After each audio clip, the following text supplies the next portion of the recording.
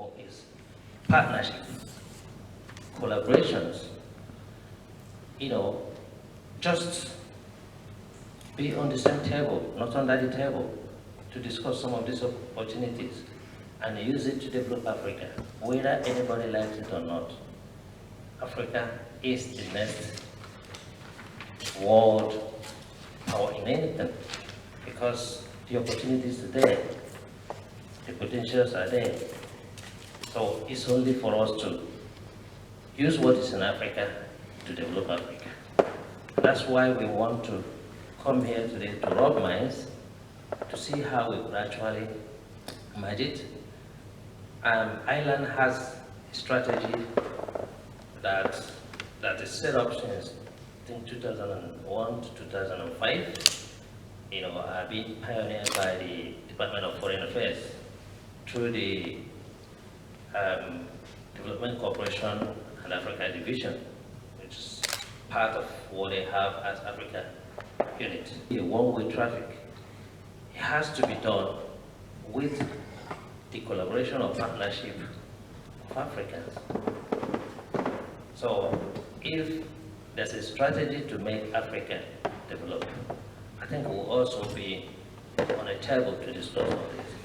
So this is a part of what we actually want to explore, and looking back at history, how has Africa or some countries in Africa has actually related with islands, who are some of the key players within Ireland, who has made an impact, who are key players in Africa, who has made an impact in a global circle, not only in Ireland.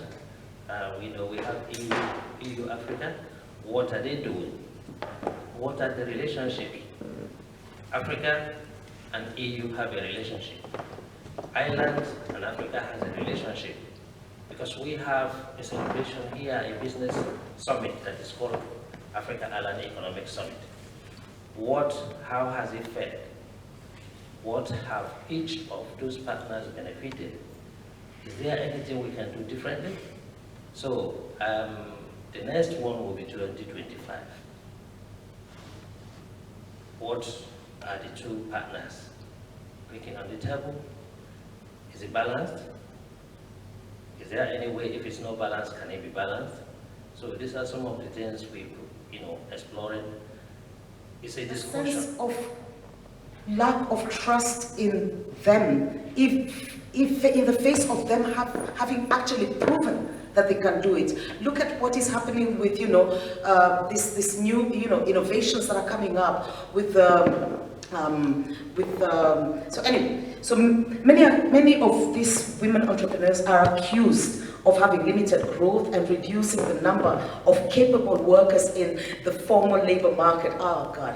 And diverting the limited shared resources that are more productive by male entrepreneurs that could maybe exhibit or bring in more profits. There's a lot of infighting and a lot of mistrust on women, and especially when I say women, I'm also referring to the youth, because the youth are doing an amazing job in changing the face of Africa. Okay, I can go on and on and on. I've got like a huge document that I've written before. All I want to say is that we have potential. And we're going to hear more about that potential here. When we are stereotyped as being poor, we have to ask ourselves, really, are we poor? Africa is the bank of the world. Everything that the bank, that the modernity has achieved is from Africa. Africa is waking up, and people are ready to engage.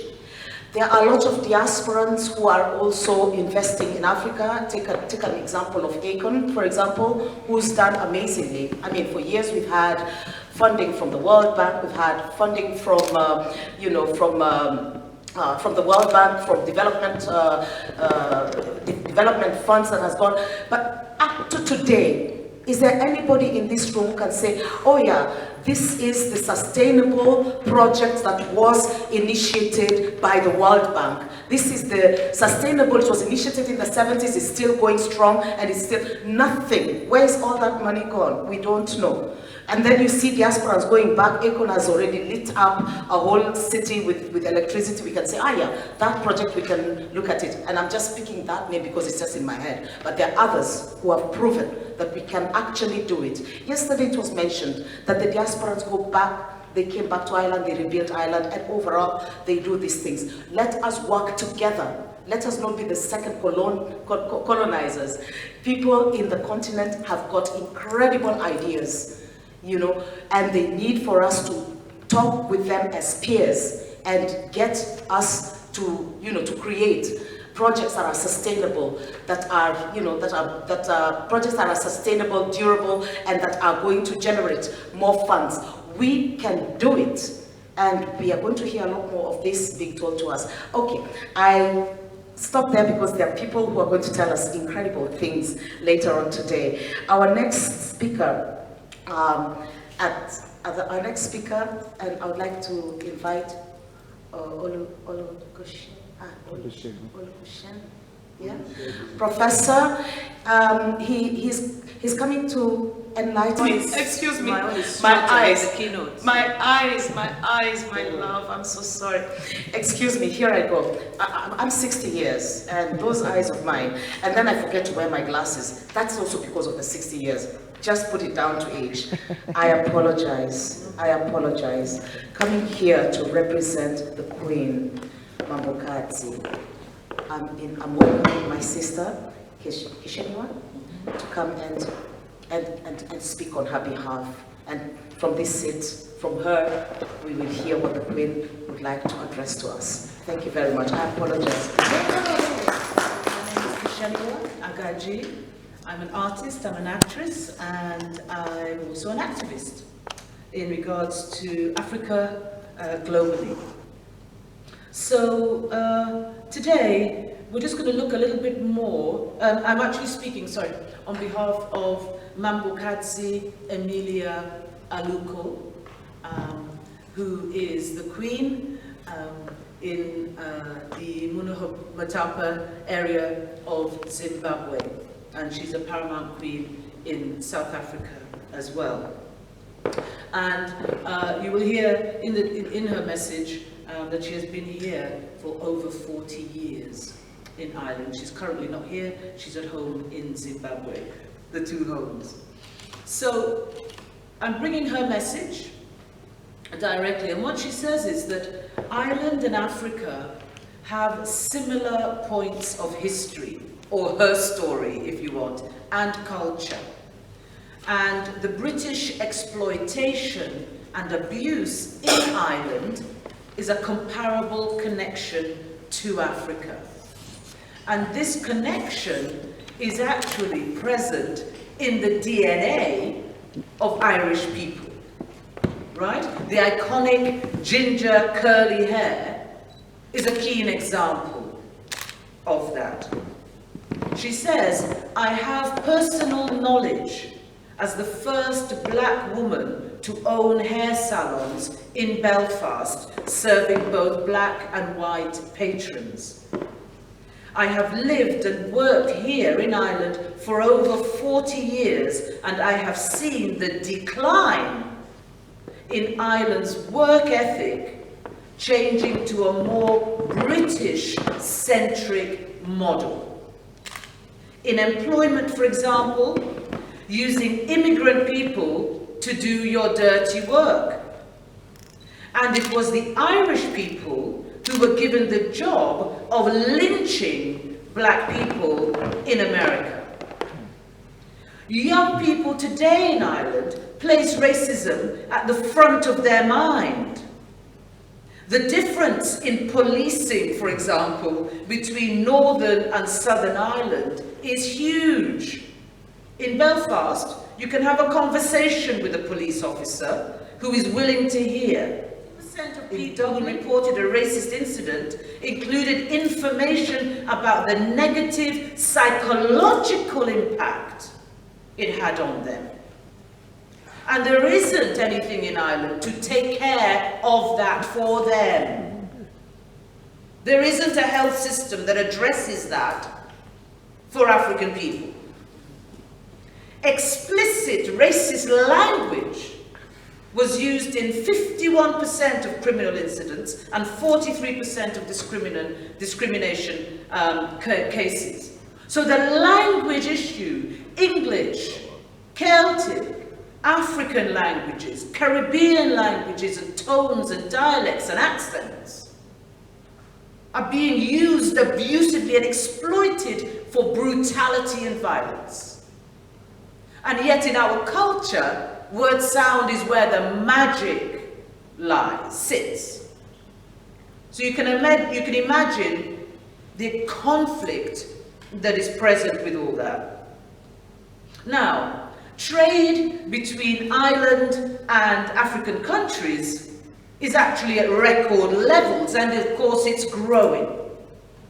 So Ireland has great aims for supporting the African continent. It's using its own experience of economic development to support there. 2 years ago, Irish exports, imports and trade in services reached a record of nearly 6.5 billion euros. And of that, 65 is in Irish exports. The remaining 115 billion is imports from Africa. So the African continent is a critically important economic destination for Ireland. Remember President Michael Higgins said, Africa has the potential to be the continent of promise and opportunity in our 21st century. It will carry the hopes, the dreams, and the ambitions of our shared planet. Okay, well that's a lot for Africa to carry. The hopes, the dreams, and the ambitions of the world on her shoulder, let alone the needs of her land and her people. So let's look at Ireland's Vision 2025, the Global Island Strategy for Africa. One of the first interests in this strategy is the promotion of values. What values? We heard yesterday the systemic in-depth racism in this country. What values is Ireland promoting to Africa? Does Africa not have its own values? African values have been developing the world for thousands of years. What values is Ireland promoting to Africa that she does not already know? What is repeat and spin our own value back to us from a white privileged stance? In reality, the values and principles that African people live by is actually exploited by non-Africans and forms the fundamental basis of most of their institutions globally. Another strategy point in Ireland's plan is to pursue a collaborative Team Ireland approach in Africa. I'm sure that team will be well prepared to implement the initiative, but will they know the African presence in their own backyard? Are they engaging in Black History Month, a platform that African nations and the European Union have endorsed, but is still not validated by an island who is making ready to complete its latest circumnavigation of places to export to and to access resources from on the African continent? Is there a contradiction going on here? While Ireland has a big heart, it is as a sort of boosted country looking to reflect its own values in Africa. Mirror needs cleaning. Tomorrow, the Queen will be making a number of calls to action. We look forward to you joining us then. Thank you.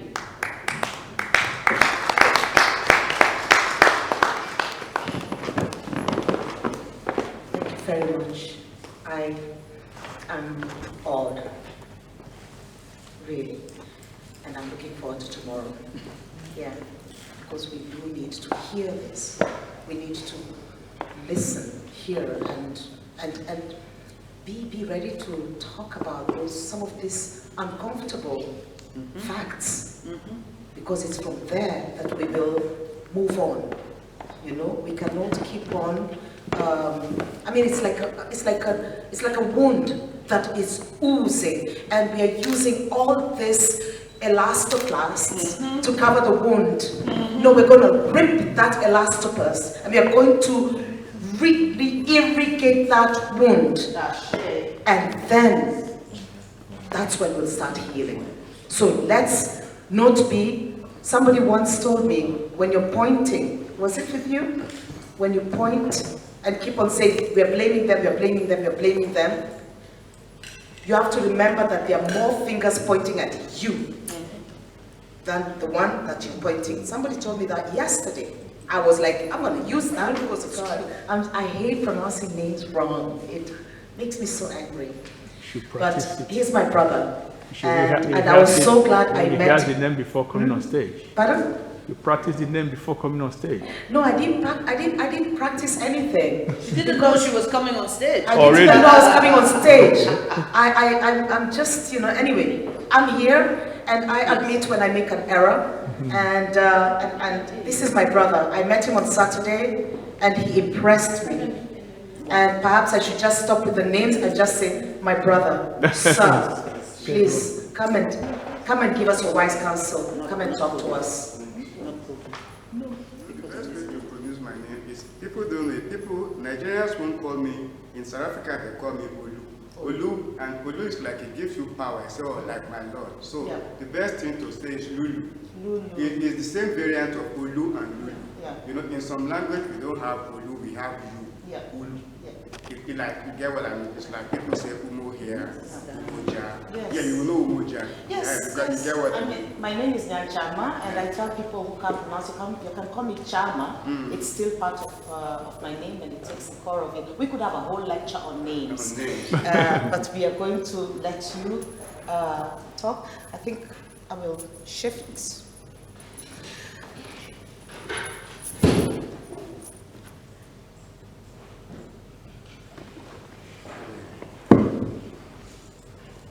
Good morning. I'm extremely grateful for meeting you, and for sisters all sisters here, I'm grateful too, because there is one thing we have to understand. You see, folks in this world, nobody fears African men. Let us get that straight. Nobody fears African men. If you look at Sons of Lawino, nobody fears us because they realize there are men who they are looking to have been turned to boys by the white man. The men African women look up to have been turned to boys. So this is Sons of Lawino. So nobody really, when they see us, African men, you apply a little money here, a little smile here, and we are sold. So nobody really fears African men. What they dread is an assertive African woman. That is the biggest dread of the world, and that is why you can see it in everything they do. The African woman, the body itself, the way they analyze the body, the way they dissect the body, you'll be shocked. Here in Ireland, too, I'm not a woman and I can't discuss it of whether FGM or female genital mutilations, but it is like, it is very pornographic the way they go around. You find newspapers, they draw genitalia, and they say it's an awareness. And we have the condition some of our sisters to actually go into it and do it on ourselves too. So that is the. No, that doesn't go. So that is the.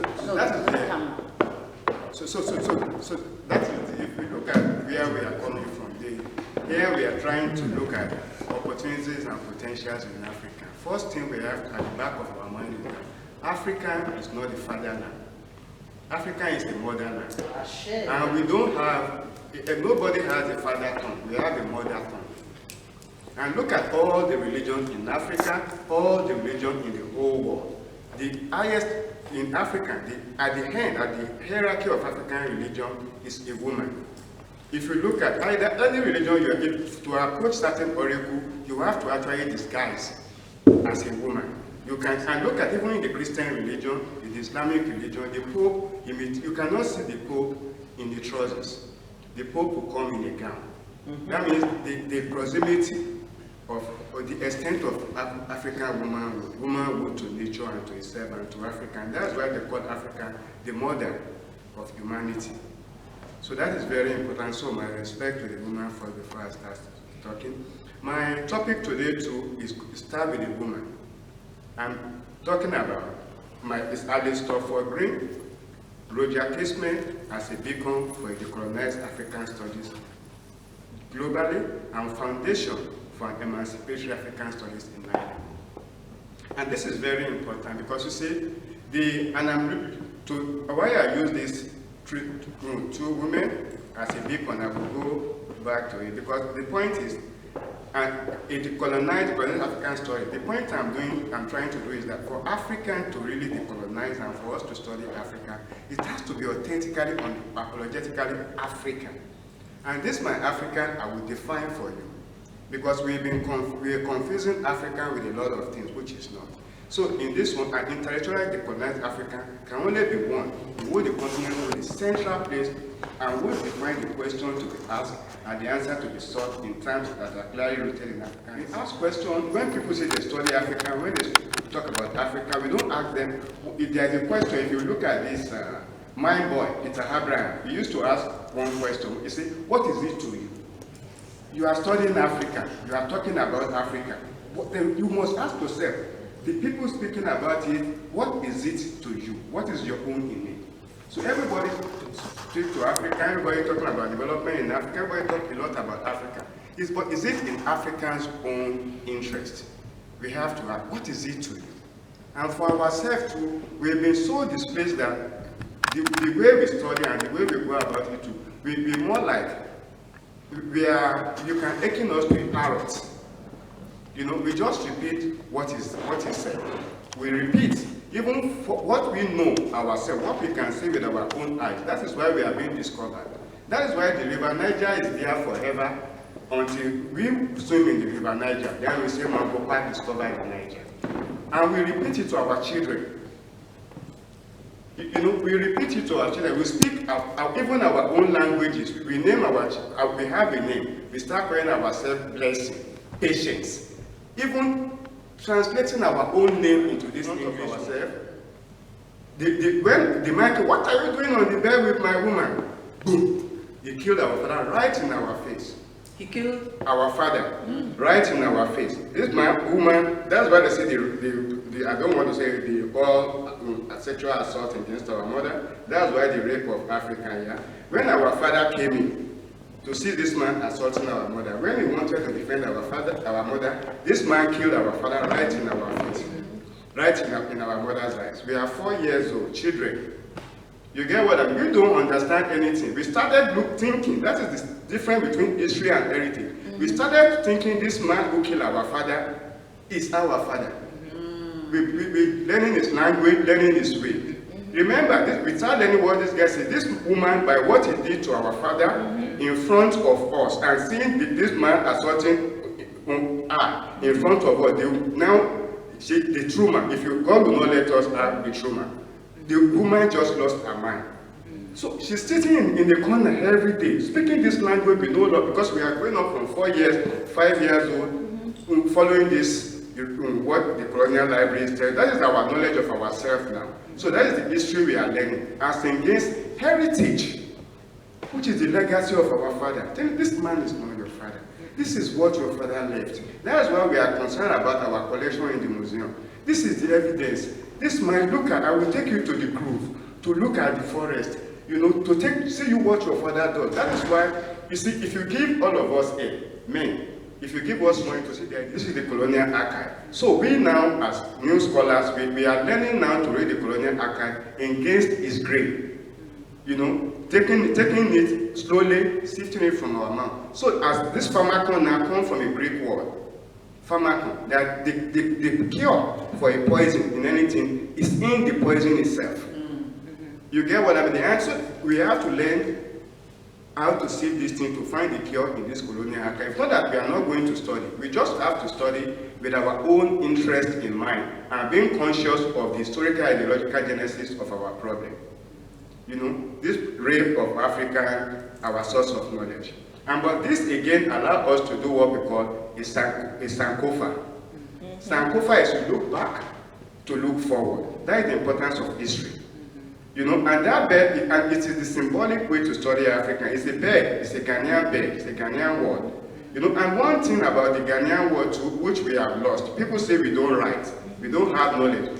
Ankara symbols, Adikra symbols, are our writings. So when it has a lot of misconception, they say there is no written language in Africa. We wrote the hieroglyphics. You get what I mean? If you go to Cameroon, there is I've forgotten it. But around Cameroon, people have symbols too. And Adikra is a written word. People who know it. And remember, like even here in the Western education, knowledge is gradual. Our knowledge system is very gradual. Our people, there are people who know our real story in Africa, or the people. It's a written word. It will come from orality, then they will make the symbols there. So there are symbols. It's like we are blind people. It is all around us, in our pattern, in our clothes patterns, in everything, in the way we build our houses, in the way we plait our ears. You know, these cornrows you see, it's like a mat are drawn on it. Underground railway in America, they will draw the roots of it. It's symbolic.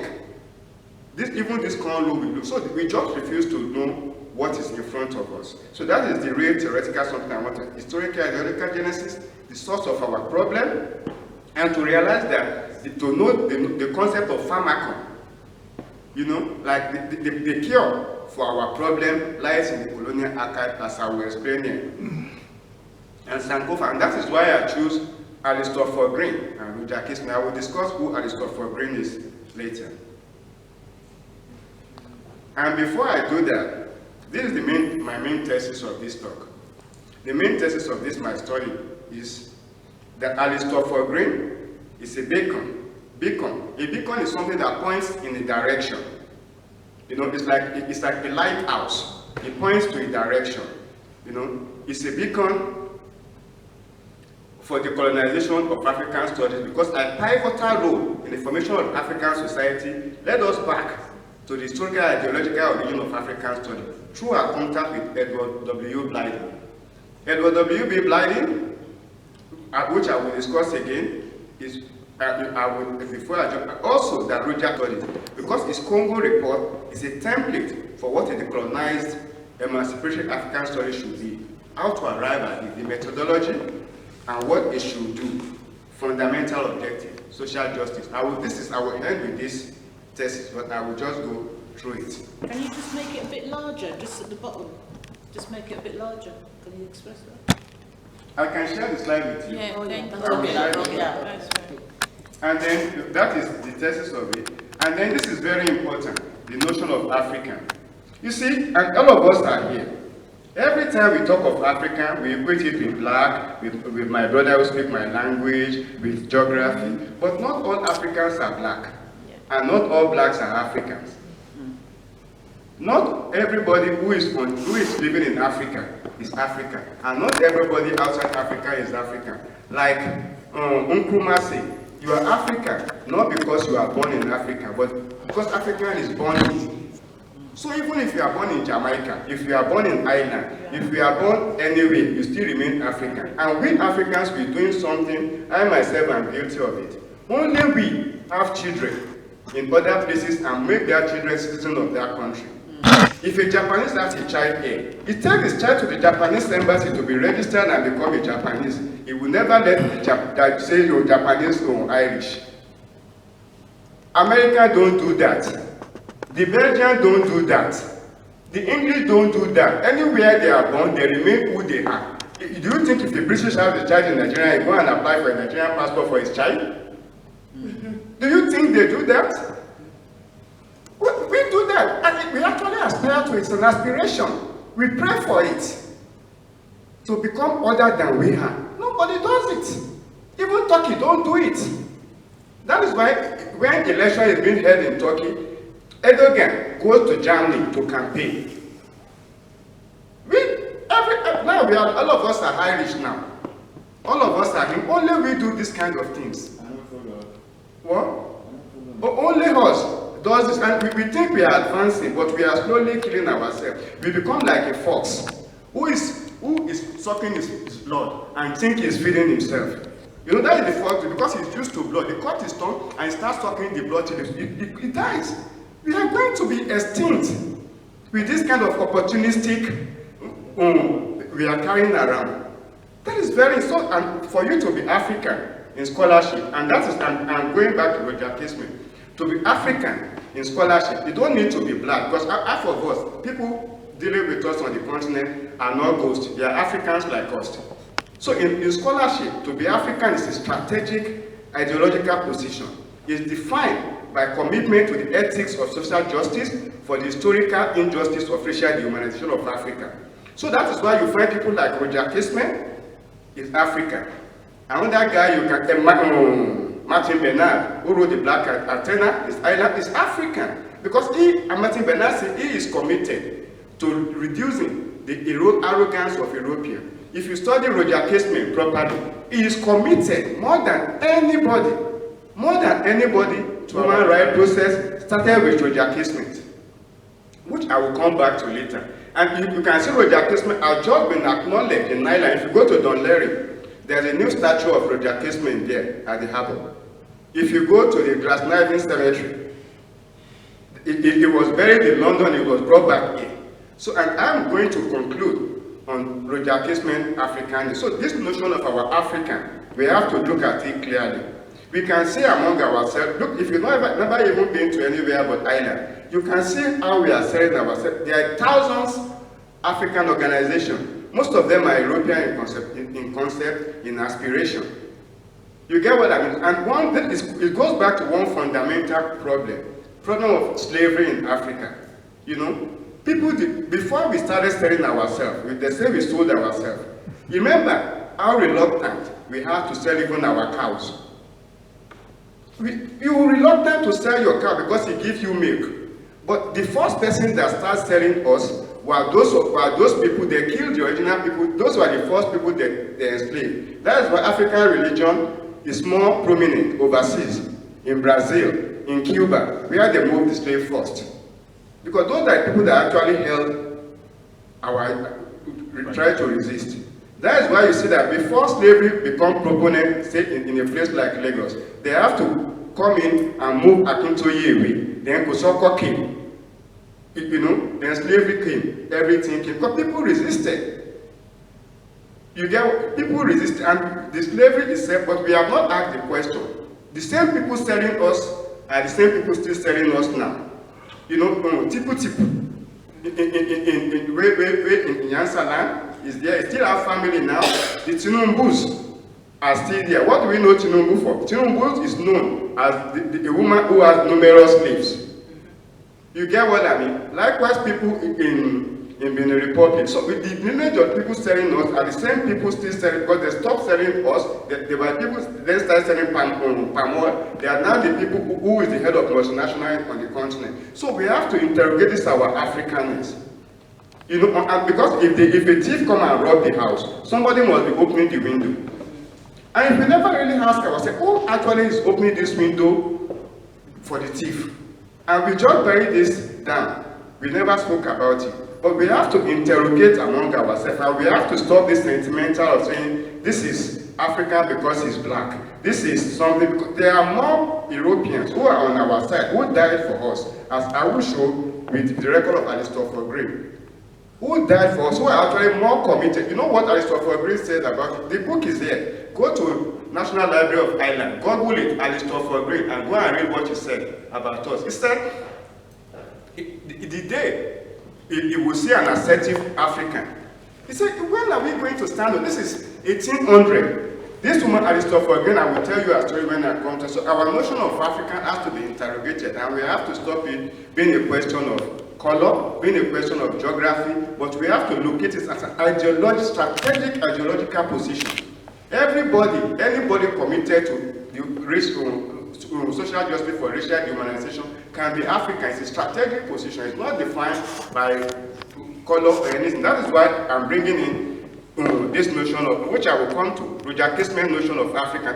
When he said this thing, it was less than 24 hours before he was killed. He knows he's going to die. His sentence has been passed. He's waiting to be hanged. And he was dictating to his attorney, Duffy, how he felt, what drove him to the cause of violence. You can read the story of Roger Casement. It's online, it's in books all around.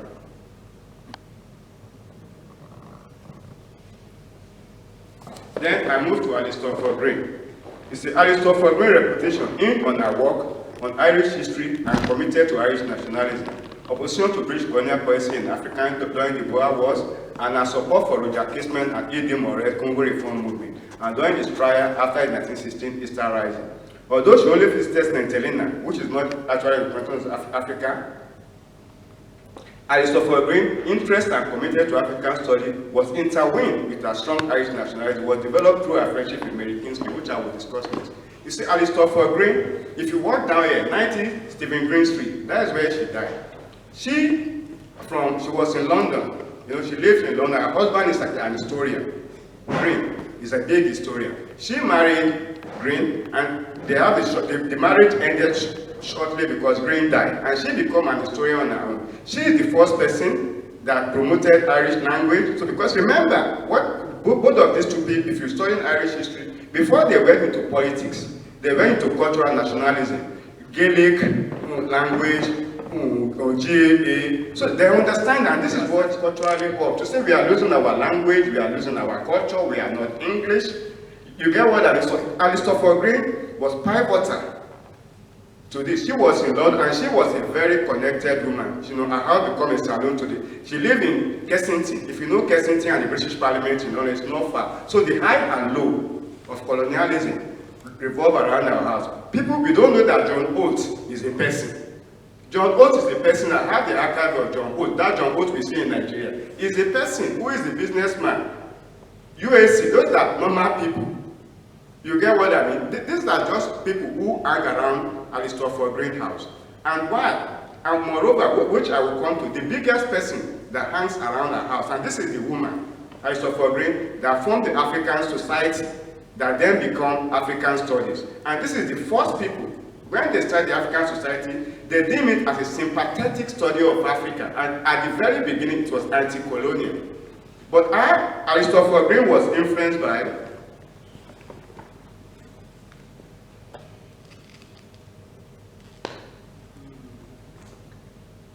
and Mike has spoiled me, okay, by Mary Kingsley.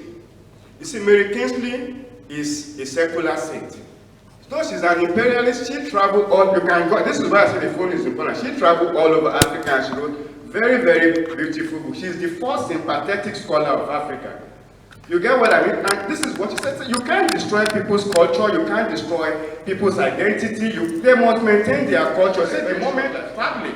That is why one of the reasons I'm going back now to South Africa, because this woman died in Simonstown in South Africa. She traveled to Africa twice, and then she left.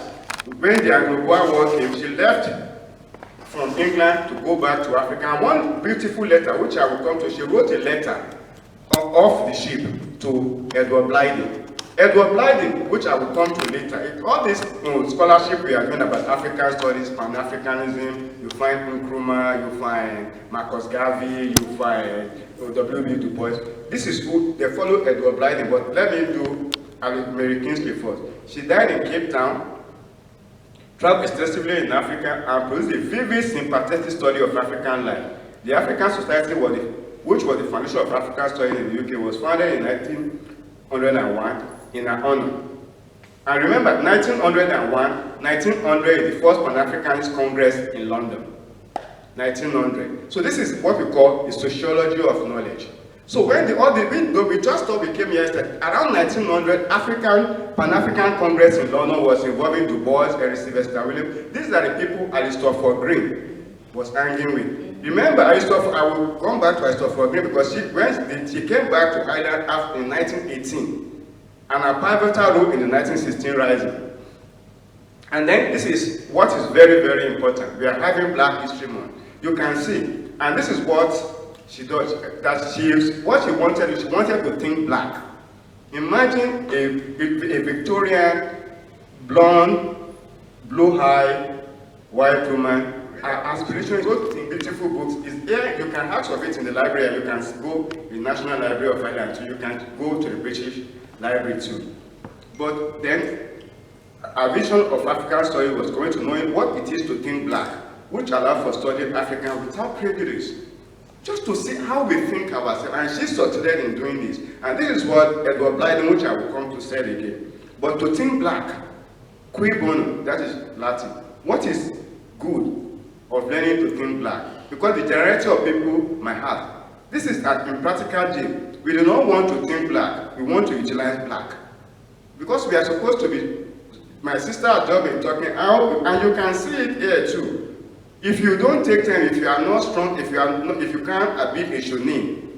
Shonin is an Irish word. If you can't be a shonin, you can't survive here. Many of us, with our masters, with our PhDs, we don't have anything. We start driving taxis. Now we think we are getting money, but we are losing our mind because every time you are depressed with your taxi, then this is your house you want to build, but you don't have a life.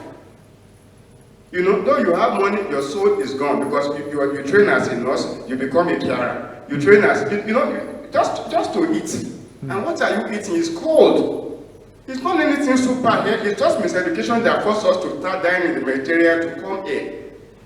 You know, we're building here. It's racism here. They don't like me. You know what Babangida said when someone was complaining about racism? He said, "Go home, brother.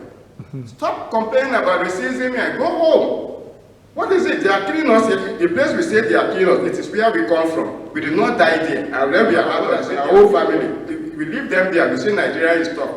We are helping people build their houses, complaining they are discriminating against us. Why would they discriminate against you? You don't like yourself. You left your old home and look and coming to other people, especially to this island. If you know Irish history, I can just make a detour to that. Ireland has its own massive problem. You can look at it. Ireland has not solved the problem of famine. That is why you see millions of people sleeping on the road in Ireland. It is that historical displacement from the land has never been fundamentally addressed. So there is a land problem here. That is why you see people sleeping on the street. Even in Africa, because the people that were moved from the land have never been resettled. You understand? And after them, we have the famine. After them, we have the uprising. The north and south has not settled. The travelers have not been included. And we just come in the afternoon and say to be included. It's like you're going to somebody's house, the dinner is prepared, people are, the table is set. This is how many tables? They drink, the cups are there. You just come when people started eating. And you want to be given a seat. So they pull a seat for you by the staff. They take small food from other places to put on your table. They have their own inherent problem before this our own. We're saying they should include us in. So let us mark that in what we do. And then I go to, and then I go to Edward Blyden. Edward Blyden is from the Caribbean, who moved from the Caribbean to America and moved to Liberia. You get what I mean? And what is important about that is that he has this concept of African personality. You know, and if the scientific friend of Africa can only get to know what Africa really means, they might defy the opinion of those who tell them what Africa ought to think. And because the concept of African personality is that we have and sister have said this, what value are you bringing to Africa? We have our own value, and this thing we accept. That's true. So something, it's actually killing. Who respect people like that? You just throw what you have away and start following other people's way. You get what I mean? And start following other people's way. You confirm what they want to say about you, that you are valueless, you don't have any integrity. So unless you maintain your personality, people don't. That is why you see, in this world, we have known it now. You know what the asylum system was before Syria situation. Yeah, you can't work, you are nothing. But when the Syrians come here, they don't come here to start becoming Christian. They come with their 4 wives, they come with their Islamic ethos, and they are respected. But we come, start speaking, we don't have anything of value. And if you come in to share things with people, you must bring something. You must bring, it's a reciprocal relationship, not to say I don't have anything. What are you contributing? You know, if you must bring value, so if you do that, you must maintain your own personality to have integrity, so that you have something to share and barter. And she agreed in this. Mary Kingsley, it became a powerful highlight, because as I talk about Mary Kingsley, the integrity of our own way of being. You get what I mean? If we need to maintain that. So that is why Mary Kingsley became a powerful ally of Blyden in the task of getting Europeans to understand and appreciate the African personality. And where is it coming from? And we meant to say African is poor. My brother has said it, Africa is poor. There's nothing there. Look, come to Cape Town, go to the best place in Africa. The richest Irish people live there. Yeah, come, go. If you think, do you think that when it's St. Patrick's Day, do you see the Irish t-shirt here? Not only the Irish. What? Not only the Irish. The old European, anybody that have things, you know, they go on safari. That is where they live. We are running away from it. We are dying in the Mediterranean. Our former Prime Minister here lives in, no, he lives in August. You see? You see, these things. So let us wake up, brothers and sisters. So, and then, so that is Edward Blyden. We can Google Edward Blyden. Edward Blyden is worth knowing. He is the foundation in Nigeria. Even in Nigeria, when we go to school early in the 70s, you will read about Edward Blyden, you will read about Alexander Cromie, about Macaulay. You know, that is the saddest part of our problem. We, who you are seeing from west coast of Africa, all these intellectuals, so that is why people say Nigerians are smart, because we only education, and they intentionally derailed our education system in the 80s. Solid educational foundation in primary school, in secondary school, university in Nigeria. But from the 1982 structural adjustment program, all our intellectuals move outside. Our educational system start crumbling. Because we have become assertive. You know, the Ibadan School of African History, everybody know DK, Nwadike. This is people that they colonized African story. We have the Dar es Salaam School. How many of us now study? Dike is DIK, is the former vice chancellor there, is a big historian. And even then, Nigeria was such a good country. University doesn't say because you are from the East, you must be a scholar in the East. They established base in University of Ibadan to the current African School, the Dar es Salaam School, where you find how Europe has developed Africa, Walter Rodney. They decolonized African economics. You get what I mean? But now, what do we learn? We are learning now European economics. Meanwhile, the foundation has been laid to us from home.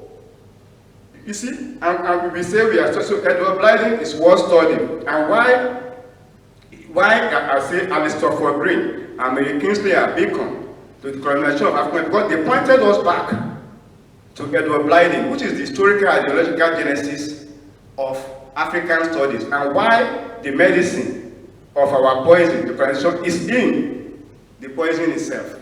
Because it is through studying Alistair Green, studying through Mary Kingsley, that we are right back at the beginning of Edward Blyden. And I come back to Roger Casement. Roger Casement is known for the Congo. But Roger Casement started his career in Nigeria, in Old Calabar. Old Calabar, they call it the oil protectorate because of the palm oil there. And they map it already, know that the oil is there.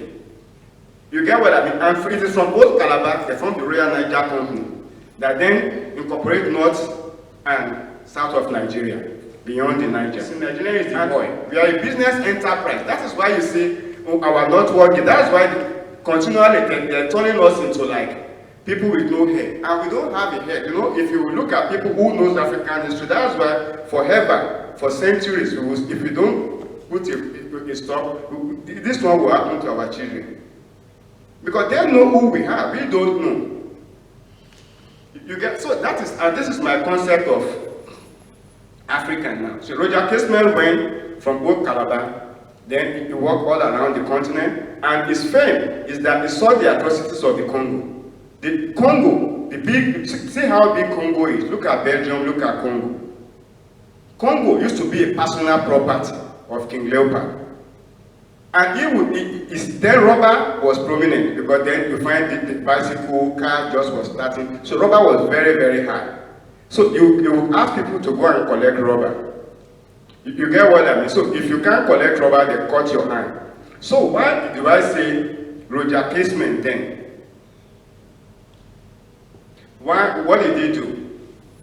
You get what I mean? Why do I say he is the father of the colonization of African studies? Because of his the method, a critical ethnographic method. He studied the Congo, the places, he studied them before. He said, okay, this is what these people had historically. Their language, their culture, their population. Then, if you look at, since the coming of King Leopold, you get what I mean, the Congo, what happened to them? The population decreased. But where you find 400, you find now 4 people, then it becomes a world outcry. And this is what eventually led to the partition of Africa. You get what I got? You understand? In 1899, it was around this report. They now say, you can't treat a nation, you can't treat people like this. So they took the Congo away from King Leopold and gave it to Belgium. That is the beginning of Société Générale. That Société Générale, you still see, this is the beginning, it's a bad. So the profit they made then is still today. And Roger Casement was pivotal in this. That is why, if you study Roger Casement very well, he said the condition of Congo make him aware of his own situation in Ireland. Because what had been done to the Congolese has already been done to the people of Ireland. You get so why they are both significant for the colonization. I will go back again is because they point us back to Edward Blyden, the father of African nationalism, and Roger Casement. His work shows us how to study Africa. You study Africa with emancipatory objective, not just as we are doing now to get some few euros to sell ourselves out. So I think I will stop there, and I just want to say, so if we are looking at our opportunity, exploring African potential and opportunities, let us look way back at the very beginning and work with a notion of Africa that is emancipatory. We don't even, and this in this island, so when we say what we are doing, we say what I am doing, I'm excavating the colonial archive. You know, that is, because our knowledge is here, which you don't even find in Nigeria. It's right there in the archive. We cannot tell them there's anything they know, and they know who they are buying from. So, consciousness to study ourselves with emancipatory potential and to stop thinking Africa is so useless. Nobody will take you serious if you say your house is useless, your house is bad. Nobody. And everybody is going there to make a fortune. They are driving us here in the cold to sweep the floor, to manage, and most of us, we don't even know, we have psychological problems. Now look at our children who've never been in Nigeria, who are born here. They have serious psychological problems, we just don't see it. We adults too, we have serious problem of depression. The amount of drinking we do here, you can't do it at home. Let's all be honest, and then we are just killing ourselves. We are being like a fox. We are sucking our own blood, thinking we are sucking blood. You know, so going back, I just said, going back to Africa, we're going to help our people. Look at, do you think it's normal? Thousands of us dying in the Mediterranean every year. Do you want to compare people dying in the Sahara? If a normal person, 30 years old, you leave Africa to come here, 9 years, you don't have papers. You are just roaming around. Even your university education goes away in your head. By the time you have paper, you are tired. So let us really think so. Let us think positive about Africa, and don't be afraid to go back to Africa. People are not dead there. You know, and we have learned enough. So unless we build Africa ourselves, they are going to take it away from us. Thank you very much.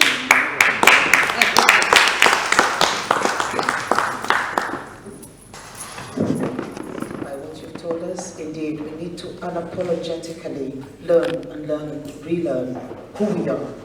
We need to be emancipatory and take action, and we need to fulfill our continent. We are going to take questions afterwards, but I would like us to just take us a little bit one step back in our program before we bring the panel, and that's when we're going to also hear some more. And I would like to please welcome Ima yes, you were supposed to speak before, to just come and say a few words just before we can then introduce the panel of speakers. Okay, thank you very much. Well, that is a bit of a surprise for me, but it is really lovely to be here today, and indeed lovely that we are having this event and more to come as we unfold tomorrow in Cork. Unfortunately, I won't be there, but I have to say, what a lecture that we have just listened to. Really speaking, I don't think 1 month is enough to celebrate Black history. Actually, learn enough so that we can unlearn. Because really, this is what Black History Month is. For us to understand our roots, and as we try to learn in these lectures, educate ourselves, and then unlearn it so that we are not victim anymore. We actually celebrate what we have brought on. We recognize what we have in Africa. We recognize that even today's world, like we have heard in those lectures, and we also know that Africa is rich enough. We don't have to come and actually be, we have to find ourselves on the table, which is what is not happening. And we're still finding people who are still rubbing off as if we haven't had enough education, enough lectures. We don't understand that we are not on the table and we are in the very underground, and we're never going to be able to liberate ourselves from this slavery. It is not the slavery that we were taken from the ship and not knowing. It is the slavery that even today France is very much so rubbing off from Africa. All our minerals that is so valuable, we are not selling enough. So really, hopefully that we would embrace this emancipation. We would deliver ourselves from these new ways of slavery that our leaders are still getting us to be displaced. And that throughout this Black History Month, it's not just the Africa-Irish Development Initiative event, but that we will come together going forward to act. That is my dream, actually, to see that we actually work together to get our people involved and to educate us enough to find ourselves on the table. So, thank you very much for that, and certainly let's roll into educating ourselves more in the panel. Thank you. Very much. We needed to hear, absolutely needed to hear that, because our children are existing in different gradations of uprootedness. We ourselves are becoming more and more hyphenated until at some point we'll just be a hyphen, you know. And we are forgetting that even though Africa is, you know, the center of extraction, the latest, most valuable commodity is our intellect. Our bodies, and these are being massively extracted. You know, we hear some governments are going to change their migration policy and only bring in the good African migrants, meaning the intelligent ones, you know, the ones who are going to contribute further to them. We are becoming a commodity, a valuable commodity in a world that is lacking, you know, it's aging. In front of the camera. Pardon? Pardon? So yeah, so anyways, we need to give our information back. How do we do that? Let's take a leaf from our grandmother's hearth and how we used to sit there and have narratives. Let us have, and this was mentioned in the Durban Declaration, let us have cultural incubators, you know. Let these incubators be places where, just like cultural centers, our children can come and learn their histories. They can come and be given their languages. Let us put our words into action. And with that in mind, I know we are going to be inspired by this panel to talk about the opportunities that we have, talk about the potentials that we have, and then to launch us towards the next step. How can we then make concrete action? You know, so I would like, please, to graciously welcome Madam Nana Hajar to the place. I would like to welcome you here. I would like to welcome back Dr. Olusegun, please, sir, to the panel. I would like to welcome, please, Madam Kishinua to come to, and I would like to welcome Mr. Bailey. Yeah. Please, to come and join us. Greetings. My name is Nana Hajar Salifudegati. I'm from the UK, in the East Midlands, and thank you for being here today. And I want to thank African Irish Development to invite us here for this event of the Black History Month. I am one of the co-chair of the Global African Congress, which stands for reparation. And Global African Congress was established in Barbados in 2022 after the World Conference Against Racism in Durban, South Africa. I'm also the representative of the Global African Congress on reparation for the whole Europe. I'm one of the directors of the European Network Against Racism, and I'm also the director of Salifudegati Foundation, which stands to fight against all forms of poverty. I'm one of the former United Nations Human Rights Fellows, also for people of African descent.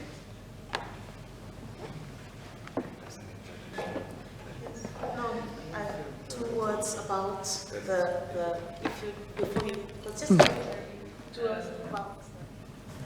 informative.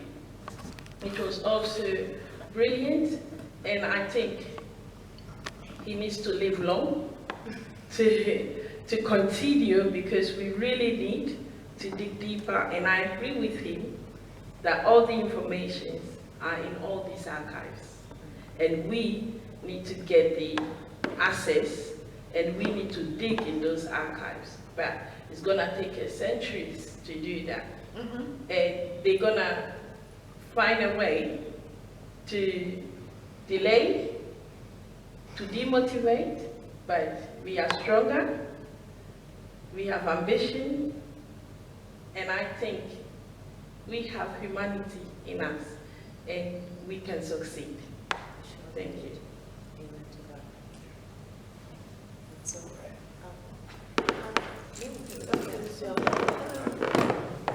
Right. My name is, I will use my legal name to introduce myself. I am Ian Suge.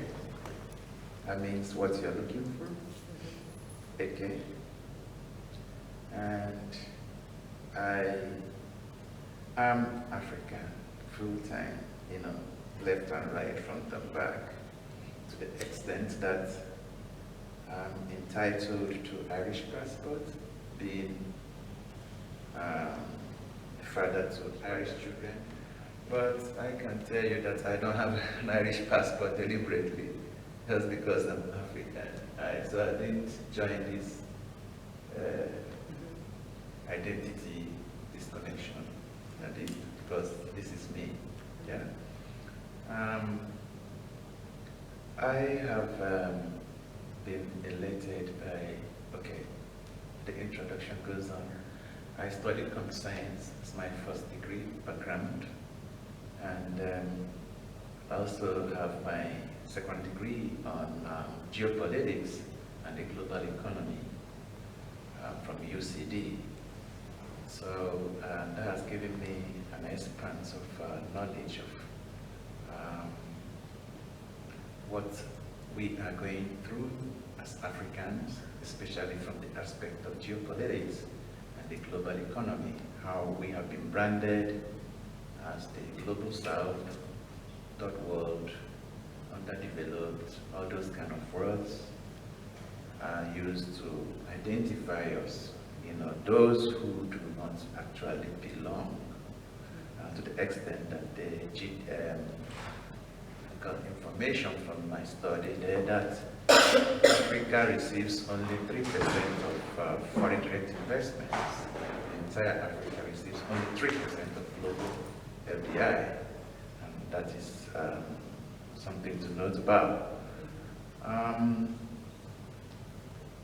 First time I'm getting to appreciate that some whites, that is the colored, the white people are more African than we are. It's quite interesting to hear that and encouraging as well, Unfortunately, most of them live short lives. Whenever they come out for this or that, they are cut off and, eliminated for that purpose of trying to decolonize or trying to go the other way around that the colonizers do not want. I have listened to history from the child day I was born, Africa, and how we were decolonized. So how we were colonized and how we were being treated by the white people, like he explained. He gave an analogy of how someone comes to kill your dad in front of you, and thereafter you never knew that the person who killed you knew he killed your dad, but he eventually becomes your dad and you accept him as your dad. That's very strong, very, very strong, and you just stay complacent, disappear. Our children are no longer our children, they are children of this country. That if you talk nonsense, they call police because they feel the police is their father. Sorry, the government is their first parent, even before their own parents. That level of independence.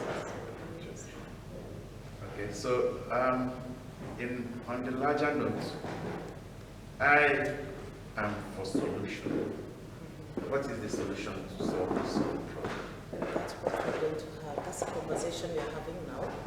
And hopefully, because we are not here for trauma pornography.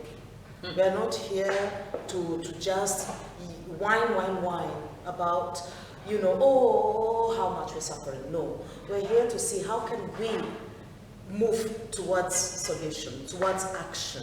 And that's why we're having this conversation, putting down, these are the potentials, these are some of the places which maybe we have not looked into. Like, for example, looking at some white people as being people who can talk with us, Also, even realizing we are so engaged in trying to sit at the table, we have not realized that we have such a big table ourselves. We have our own table. When we are struggling for that table, let's be very much aware of our table. And we do have our table.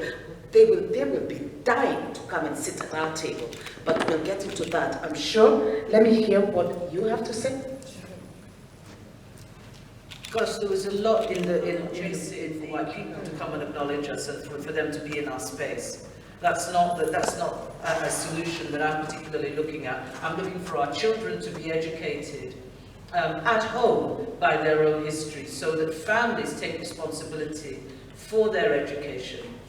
Because I think even from what Olusegun was saying, it was about our own accountability in relation to his story, her story.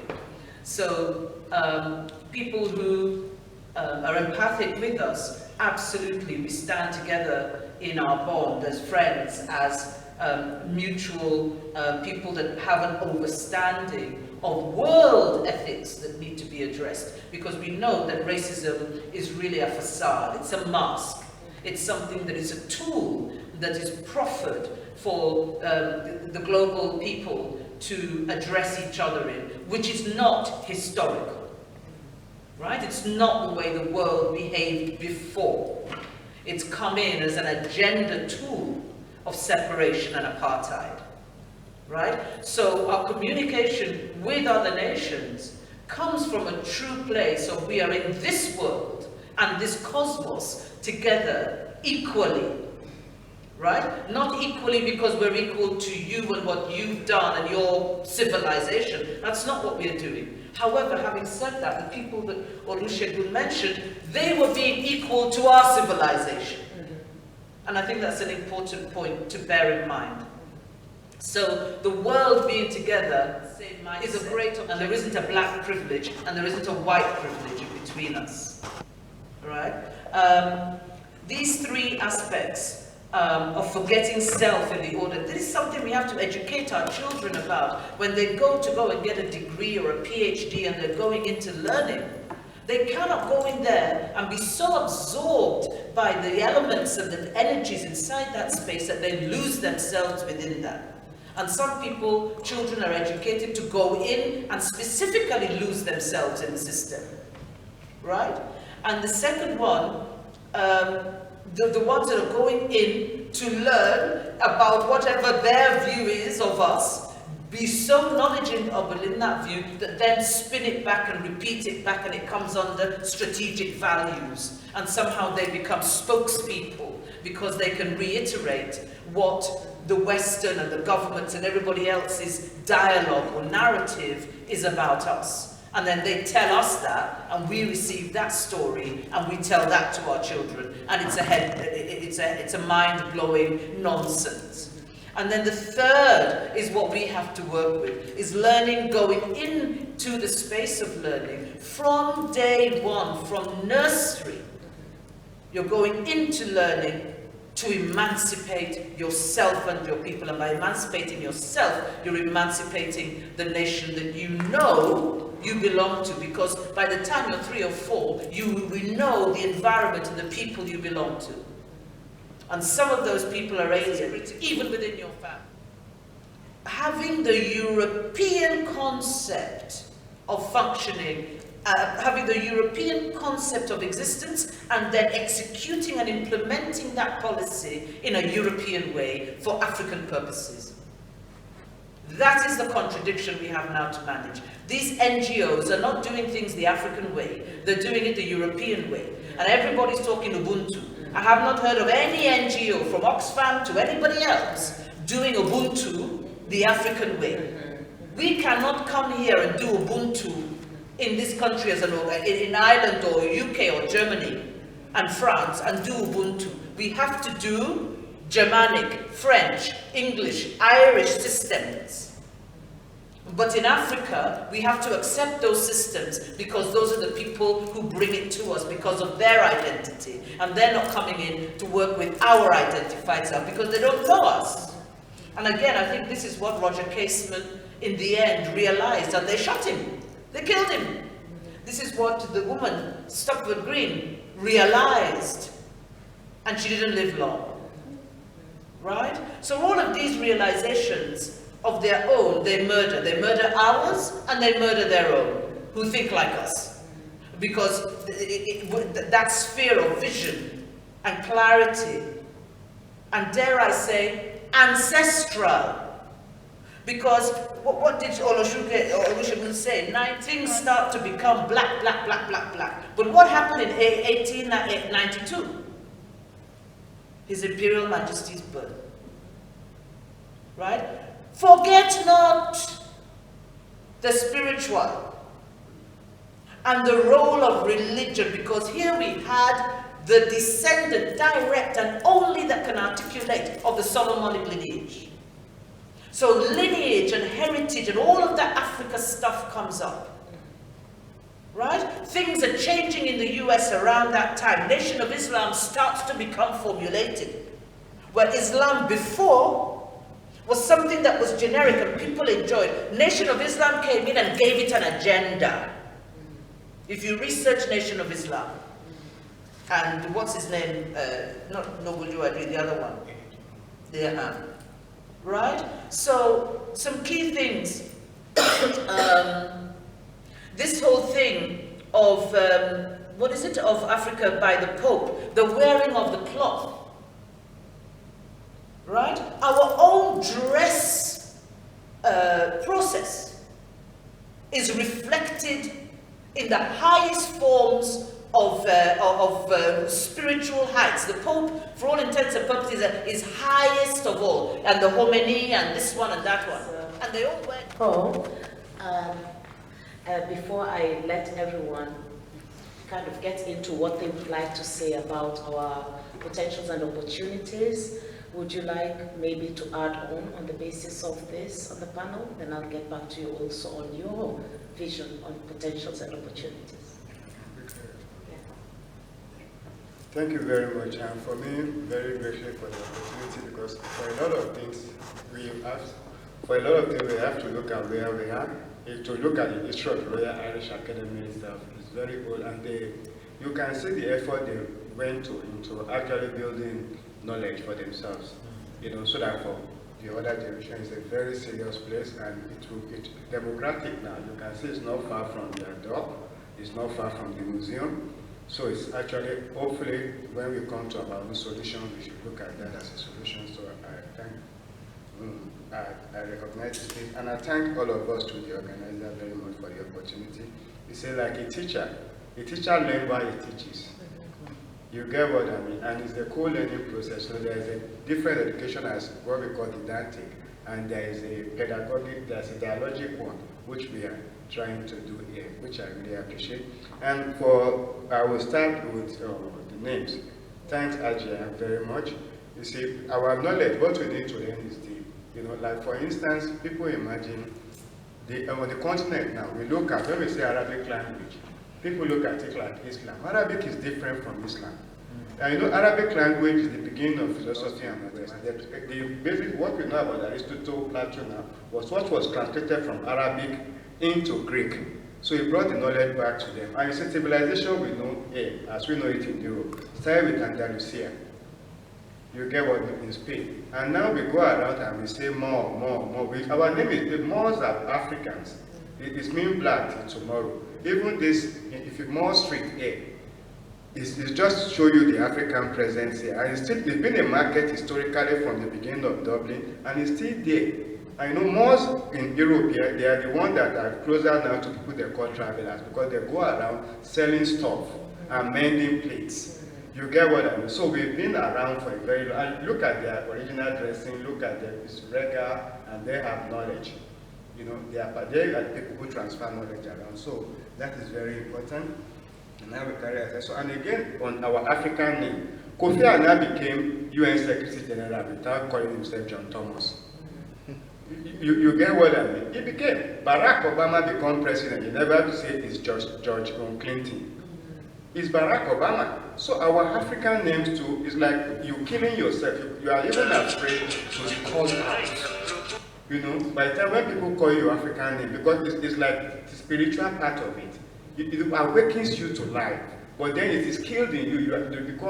You even not existing there. So the importance of our African name, I'm just coming to you, my brother, is very important. If you can say Zelensky, if you can say Gorbachev, people will learn for our children. Because it's an identity. It takes you back home, it calls you, it brings out your spiritual air into the world. So that is very important. And again, on the geopolitics of knowledge, which you talk about, the knowledge the thief wants is different from the knowledge the security wants.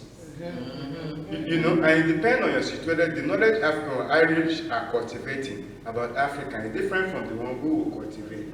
You get what I mean? And that is one thing we have to learn here. People are unapologetic about their own knowledge. You can look at this panel around you. It's about how knowledge is constructed in Ireland from the guy who went from Ireland to construct a monastery. So we are spreading knowledge about Ireland and Irish knowledge. It's not selfish. The study of itself is not selfish. What everybody does. You get what I mean? You just have to do it without having the hegemonic intention. You get what I mean? That is very important. And that's what we have as school. That's why Desmond Tutu, who promoted Ubuntu, after some time he said, forgive me, he said, why people don't know Ubuntu. You get what he said? Yeah, if I mistakenly drop your water on the floor, yeah? If you say sorry, I won't accept that. I will go and bring another water for you.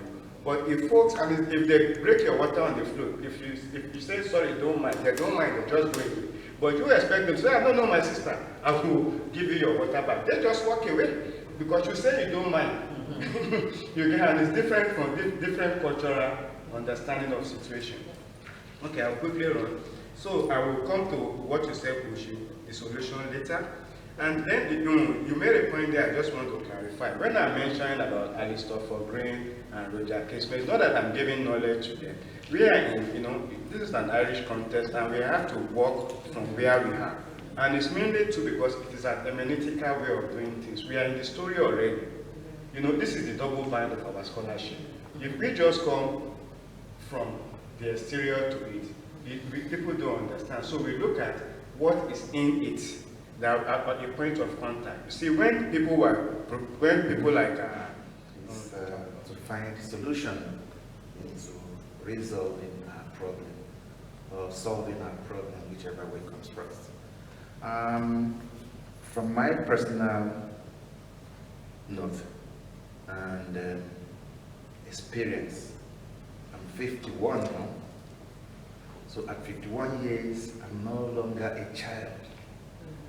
I've learned a lot from the old, from the young, even from Ireland, because there are some practices here. If they have a stable economy, if they are stable themselves, there's something we should also take from them.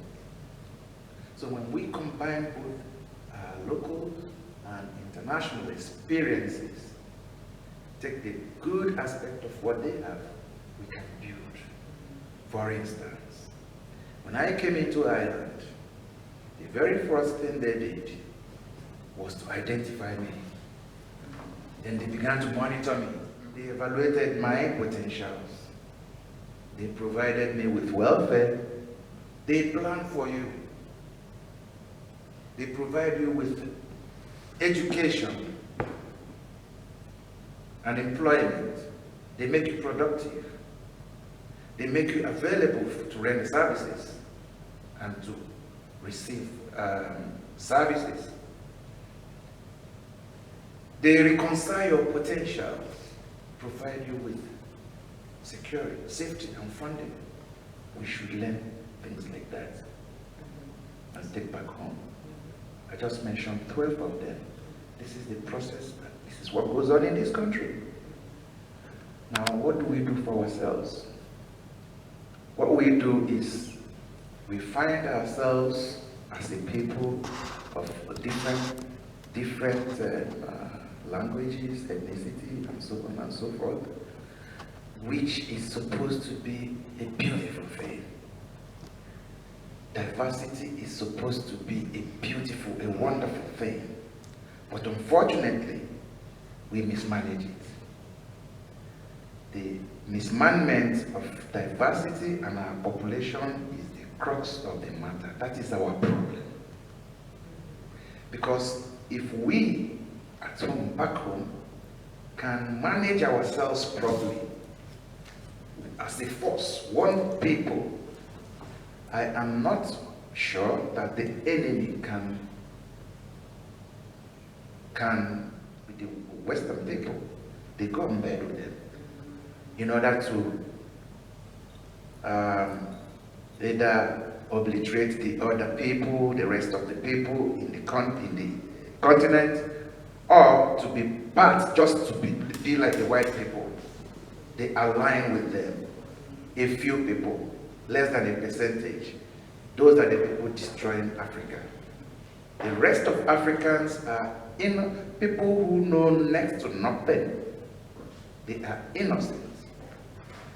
So if we, that's what I'm doing. He tried to introduce me yesterday. I have, for 23 years, been developing an application, which I'm launching, the book, the hard copy.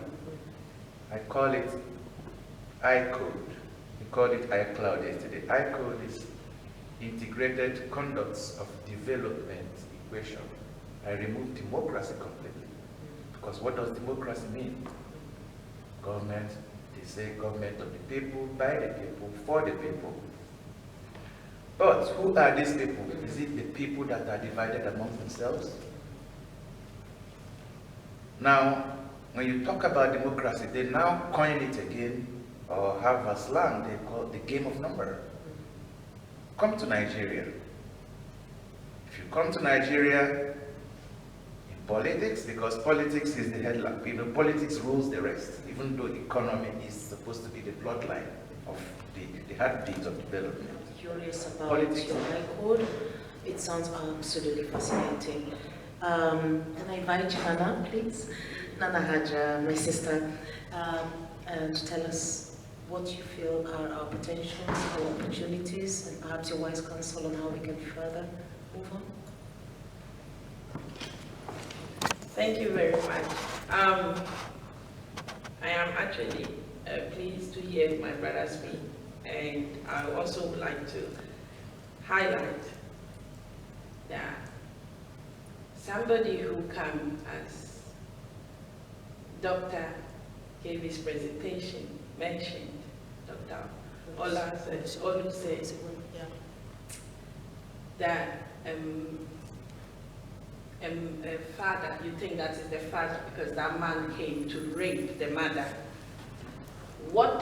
How can we say we are learning from the rapist, from the oppressor who came to rape the mother Africa, to actually give us something that we can take and take it back to our own continent to develop it? We cannot. As Kwame Nkrumah said,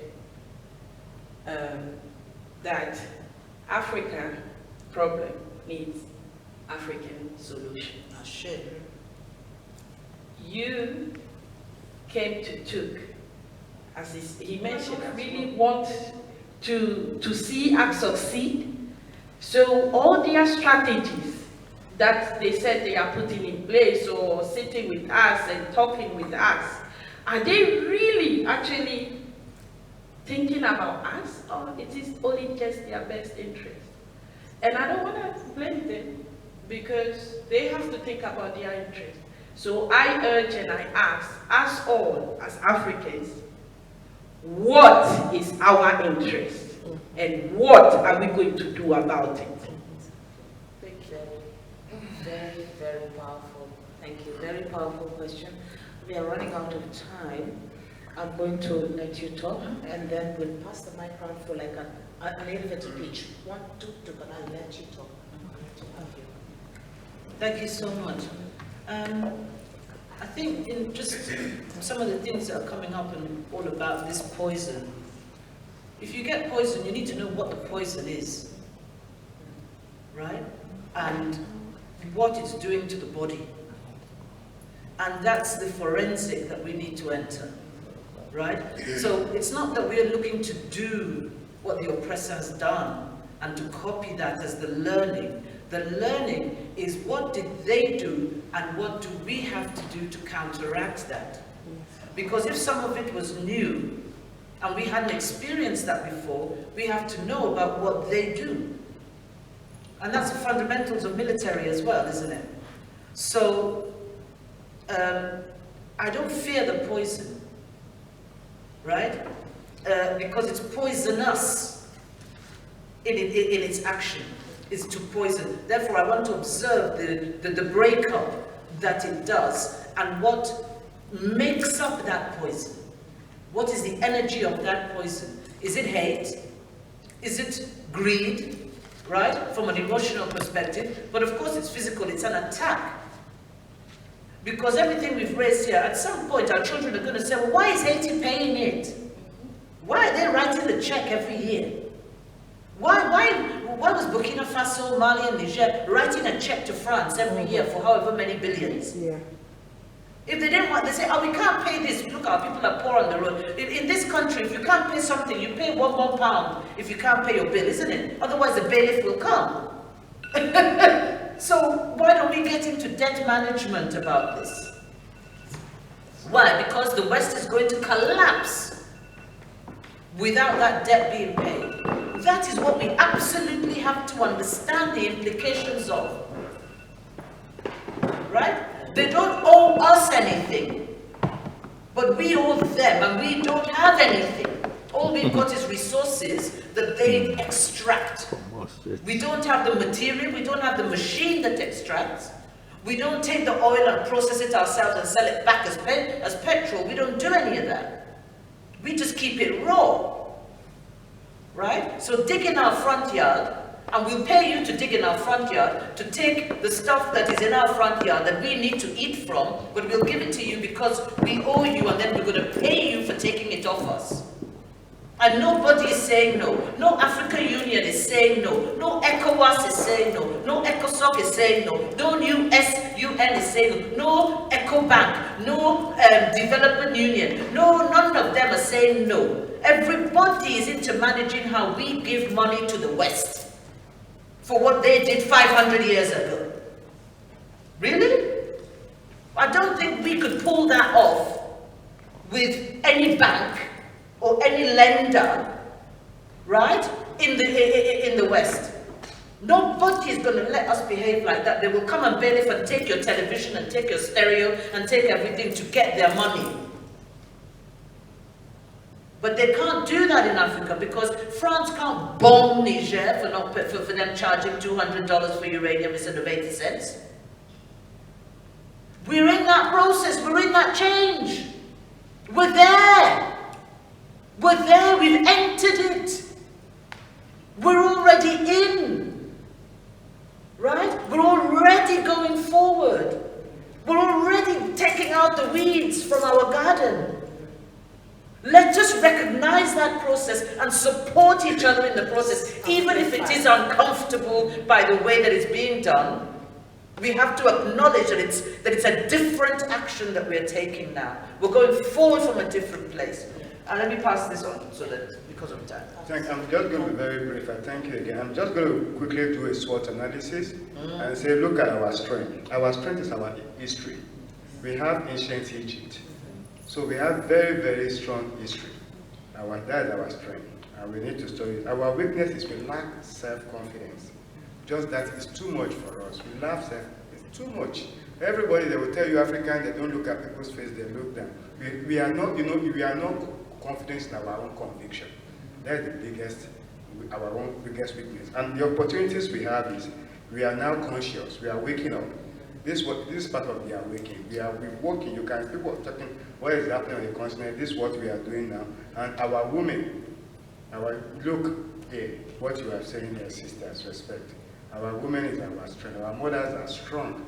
I said it before, African women is our savior. You know, women, we have become European boys. You know, so we are sorry. You get what you thought you have a man. We are boys outside when you see us every day. Yes. So we are good sorry. Old alpha male. So our women is our strength, and we are waking up. And the threat we face is this continued disunity, lack of just disunity. Our PhDs. You know what PhDs mean? Pull her down. Pull him down. That is our greatest strength we have now. So the moment we are conscious of that, we can take that PhD syndrome off and tap into our opportunities and our strength. We go forward. Thank you for the opportunities. Thank you. Fantastic. Yeah, it's going round with that one-liner. That pitch. Yeah, I think what stood out to me from what Sister Haj was saying, the right to development. Who asks for the right to develop themselves? No wonder you got all of these no's. If you're asking me, I'm going to tell you no. Don't bother. I'm not going to give you anything for you to develop. I'm going to tell you no. Why am I going to tell you yes? Because you're stupid enough to ask me if I have the right to development. No Chinese would ever ask that question. No Turkish, no Iran, nobody is asking that question except the black man. Maybe not the African man, but the black man. Though, but black is African, so it's the same thing. Right? Is asking for the right to development. That one is, I don't get it. You're asking for the right to live. Thank you. very passionate. We need to remember the power of the commoners. The commons are very, very powerful. So they're asking the wrong questions. Like I said before, let's not dare to sit on their table. Why? Because we are committing ourselves to being permanently thankful. Let's not give them the chance to be permanently, oh God. The ones to receive our gratitude. We have our tables. And our table, they will be demanding, knocking on doors to sit at our table. I like what you said about they can't bomb Nigeria. Yeah, they can't bomb Africa, And when we realize that we've got A's up our sleeves, that's when things start working. But let us be conscious, very, very intentionally aware of who we are. Let's start asking the right questions. What are our interests? Indeed. Can we do a SWOT analysis? Indeed. Can we not, parry up to them? Indeed, all these are interesting. I'm so excited about tomorrow when we move on to solutions, but I'm going to give you. Maybe I should go deeper now. Yes, but it's the time that is the yeah, so I'm giving just you a like few one-liners. Yeah, but tomorrow we're back. Yeah, so please, please inspire us. For us to sit here and talk, and we'll go home and come back, everybody stops us on the way or kidnaps us, I think there's still a chance. For Western leaders to go to the United States, the UN, the last Congress or the last meeting, and look at their faces to tell them, Guinea was significant, Mali, which other country, they spoke very, very strongly, and then for them to go and come back and nobody has killed them, I think there's a chance. The last information I want to give us here is, this is I don't know if I would say it's confidential or discreet. I don't know if anybody here knows about Kim and Gogwell. Kim and Gogwell. Okay, I want to inform you that Kim is the one ruling the world now. Yeah, she's a lady, she's 51 years. Somebody called Murdoch used to rule the world. He was studying Lucifer. Yeah, this is deep. The people that have been ruling the world are the deep state, nativity in China, but pseudo-America. They're using America. Where the base in America, Connecticut, even Americans don't have access to the deep. Sorry to tell you that extraterrestrial bodies are working with them. UN is just sub to them. If you take something to the UN will take it to the deep state to approve. This leadership is not the way we see it. But as of last month, Kim has announced that the connection between darkness and light has been cut off. And cut off. And the forces that slide towards the dark side has been eliminated. She's frustrating all the BlackRock, the Rothschilds, so on. This is deeper, but it's real. On that note, shall we conclude, because that is powerful and it resonates perfectly with the theme and it sets the pace for tomorrow. I mean, we're just going to go home on that high. Yeah? Thank you. Thank you. I thank you, Dr. Lulu. I thank you, Kishi. I thank you, Bedi. And of course, Haja. Thank you. Thank you very much. And please keep the momentum, because let's go into a real crescendo tomorrow. Thank you, Chama. Thank you very much. Yeah. I just hope you, my brother, I thank you. It's just unfortunate that we didn't have much time. And so is it like I just... Please, let's listen. He's just winding up. We're just finishing up for today, but let's listen to the end. Yeah. It's unfortunate we don't have much time, but I just want to announce that the event tomorrow is called It's called Yes, because we couldn't fulfill the demand of Cork City Council. We are looking for insurance, for indemnity. We try to see if it could be waived, but it's not possible. That's the first. So I just want to let everybody know. So our next event will be the ceremony on Saturday. But on that note, I just want to thank everybody and also the panel of discussion. We have kicked off a lot of very motivating issues, which means some of you will be bringing you back here. But one thing I want to say is this. If you watch, I have 3 Irish people here that I call my mentors, and I respect a lot. One of them told me, he said, Joseph, you have a power that nobody can challenge. That's correct. That's right. You have a soft power that you can actually utilize. And he happens to be the chairman of Irish Diaspora Association. What is the power? Networking. Yes. The power of networking. So we're going to use it. And like I said, maybe in a very short time, we're going to start a discussion. African diasporas. Part of the topic we are actually looking into is the International Decade of People of African Descent. That's part of this project. And also, make racism a history. These are 2 key issues. What are the African diaspora? What are we doing? This country, to a large extent, is built by the diasporas. We can challenge anybody, we can get angry, we can get, what are we doing? If the people back in Africa are not doing enough, what are we doing?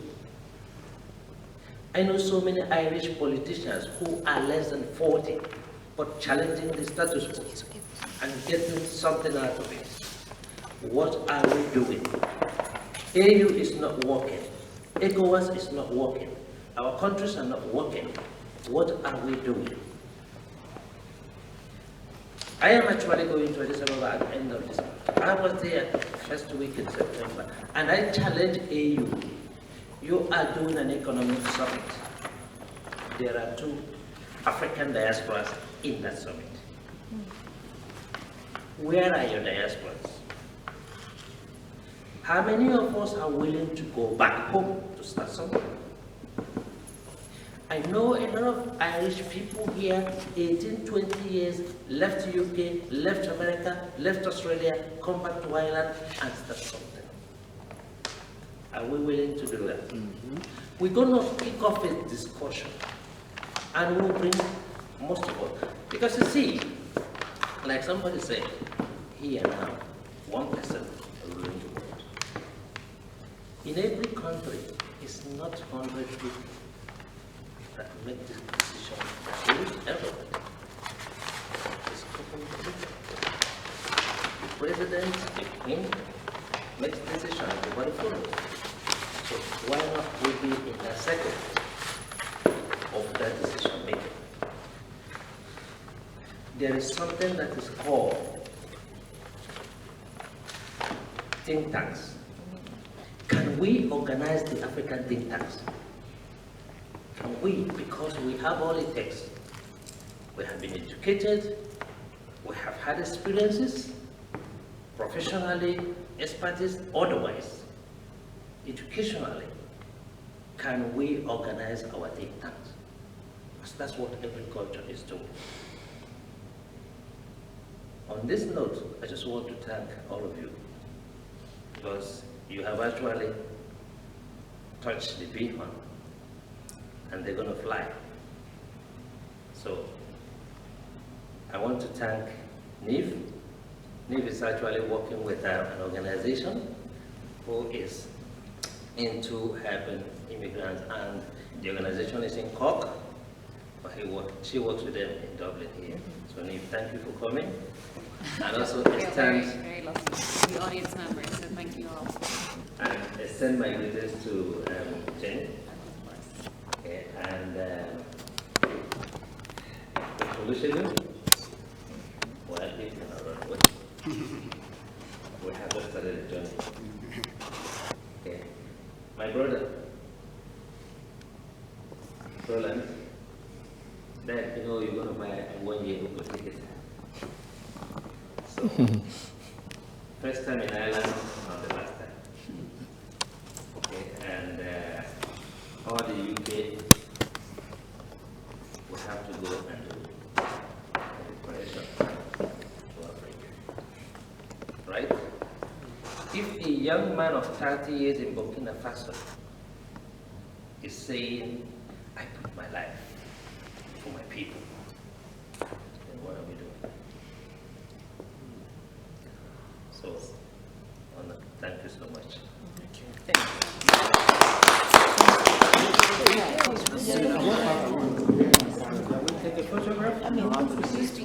Madam, it's a pleasure to meet you. It's a pleasure to be here. And I want to thank you before anything for granting us this brief interview and for, giving your nod for such an impromptu notice. Yeah. I talked to you yesterday and now you accepted this interview. I want to thank you very much. Please briefly introduce yourself to our viewers at home. So my name is Nyanchama Okemwa. I am a Kenyan by birth, but I live in Belgium.